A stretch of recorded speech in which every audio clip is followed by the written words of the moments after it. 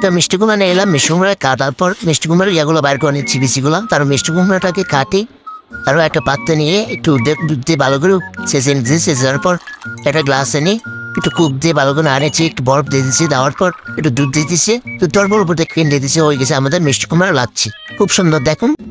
এখন আমরা বানাবো ডোরেমনের কেক। একটা বোতল নিলাম, বোতলের ভিতরে একটা পুতুল দিয়ে দিয়েছি, একটু ডিম ডাল দিয়েছি, লবণ দিয়ে দিয়েছি, একটু ময়দা দিয়ে দিয়েছি। দেওয়ার পর একটু ক্রিম দিয়ে দিচ্ছি উপর দিয়ে বোতলটাকে টাকাটা মারে ভালো করে বোতলটা নাড়িয়ে দিয়েছি, জাকি নাড়িয়ে দিয়েছি। মিক্স হয়ে গেলে বোতলের মাথাটাকে ছিদ্র করে ডেক্সি ডালিয়েছি। হয়ে গেছে আমাদের পিঠা দেখুন। মাঝখানে একটা ক্রিমের বড়া দিয়ে দিয়েছি। দেওয়ার পর দেখুন হয়ে গেছে আমাদের ডোরেমনের পিঠা।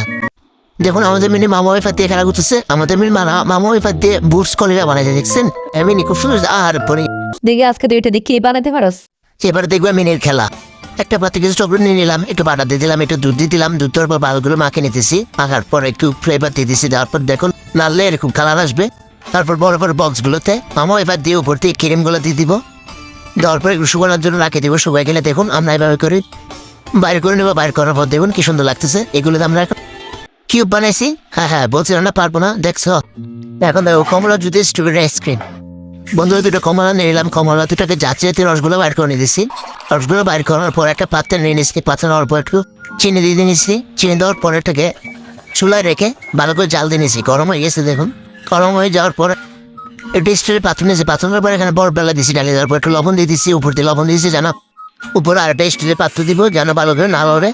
তারপরে আজকে মিয়েছি, তারপরে স্ট্রবেরি দিয়ে দিচ্ছি। দেওয়ার পর এগুলো ভালো করে করে নিয়েছি। এগুলো বরফের তাপে এগুলো শক্তি যাচ্ছে। শক্তি যাওয়ার পর এগুলো ভালো করে সমান করেছি। সমান করে ধরো উপরে আরো স্ট্রবেরি দিয়ে দেওয়ার পর শক্তি দিয়ে দেখুন সুন্দর হয়ে গেছে আমাদের স্ট্রবেরিগুলো। স্ট্রবেরি আইসক্রিম মনে হচ্ছে চাওয়া চাইবে খাইতে পারবো, খুব সুন্দর চকলেটের মতো।